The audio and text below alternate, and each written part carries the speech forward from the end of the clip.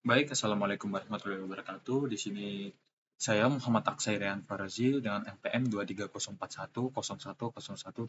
Di sini saya akan membuat video mengenai dan menjawab mengenai UTS dari manajemen konflik dan untuk kelas manajemen konflik saya yaitu kelas A. Oke, baik, saya mulai menjawab dari soal yang pertama yaitu soal apa yang dimaksud dengan conflict of paradox. Di sini conflict of paradox ini adalah sebuah konflik yang dimana itu terjadi sebuah konflik satu dan konflik dua ini bertabrakan atau bisa dibilang konflik dari berbagai inovasi.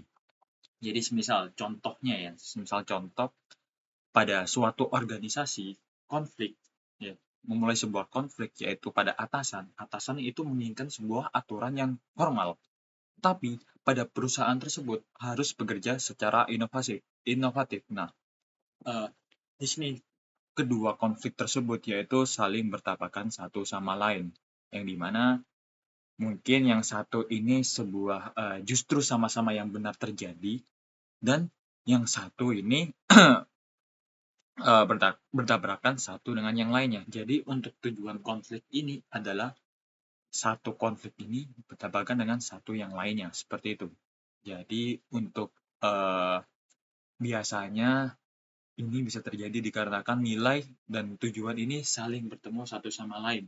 Yang seperti saya bilang tadi, yaitu pada atasan menginginkan sebuah pemikiran aturan yang formal, tetapi perusahaan ini agar tetap bisa berjalan itu harus mengharuskan sebuah pekerjaan yang inovatif seperti itu. Jadi itu menjawab bahwa kenapa konflik apa yang dimaksud sebuah konflik paradoks, yaitu eh, konflik yang terjadi pada saat yang bersamaan atau bertabrakan, tetapi mungkin memiliki tujuan tertentu seperti itu. Jadi saya lanjut pada soal yang kedua, yaitu jelaskan kurva dan berikan contoh terkait di samping dalam perspektif manajemen konflik.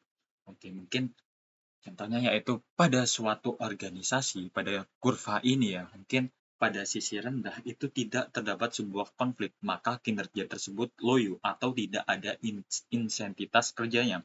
Jadi pada kinerja tersebut kayak tidak ada yang membuat inovasi dalam kinerja tersebut.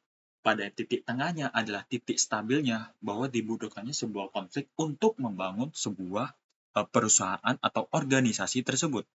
Jika turun lagi pada sisi yang kacau, itu akan menyebabkan sebuah penghambatan sebuah kinerja yang ada di sebuah organisasi. Dan paling untuk benarnya, yaitu pada konflik kinerja pada tengah, itu adalah mungkin stabilnya pada konflik kinerja. Jadi untuk tingkat rendahnya tidak ada konflik, itu tidak menyebabkan sebuah pengembangan organisasi. Untuk tingkat tengahnya itu sebuah stabilitasnya. Jadi untuk jika semakin banyak konfliknya pada terjadi itu yang ke bawah itu, jadi terjadi sebuah banyaknya konflik juga itu tidak baik terhadap sebuah organisasi. Jadi untuk tingkat stabilitasnya berada di tengah. Jadi konflik itu sangat dibutuhkan untuk pengembangan sebuah organisasi. Tetapi jika terjadi sebuah banyaknya konflik, itu akan menyebabkan hambatan dari perusahaan atau organisasi tersebut. Seperti itu. Baik, di sini saya akan menjawab pada pertanyaan ketiga, yaitu bagaimana seorang pemimpin atau bagaimana intervensi pemimpin agar konflik tetap pada jalur dan memberikan contohnya. Jadi yang dimana pemimpin ini harus bersifat tegas dan inovasi maupun kooperatif. Jangan ada pada mungkin dari karyawan-karyawannya. Dalam suatu organisasi, jika saya jadi pemimpin itu tidak ada kerja di bawah tekanan, dan itu bisa menyebabkan sebuah konflik. Dan mungkin kita harus bersikap tegas, tetapi harus pada tujuan sebuah organisasi itu dikembangkan, seperti itu. Jadi untuk kooperatifnya, itu istilahnya merangkul semua pada karyawan pada organisasi tersebut untuk bertukar pikiran dan tidak menimbulkan banyak konflik. Dan yang dimana konflik ini sangat dibutuhkan pada suatu organisasi. Mungkin pada contohnya yaitu jika pada suatu organisasi pada karyawan yang melakukan divisi A itu menginginkan sebuah pelayanan yang cepat. Tetapi pada eh, divisi B itu menginginkan sebuah pelayanan yang efektif dan efisien. Nah, kita sebagai manajer itu harus menggabungkan dari kedua ide tersebut dan kita harus melakukan sebuah inovasi yang dimana kita harus merangkul dan memiliki pada karyawan-karyawan tersebut. Tidak eh, istilahnya tidak menaikkan ego kita sebagai manajer.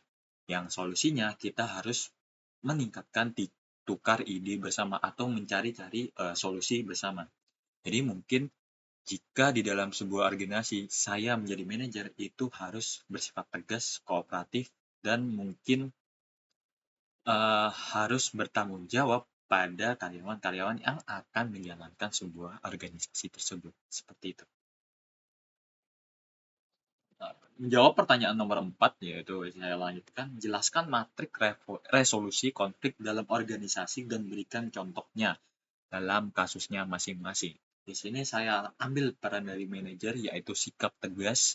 Yaitu sikap tegas di sini adalah keinginan memuaskan diri sendiri. Di mana sikap tegas ini mungkin ya harus diperlukan dari seorang manajer. Kita dibentukkan sebagai manajer untuk mengatur sebuah organisasi.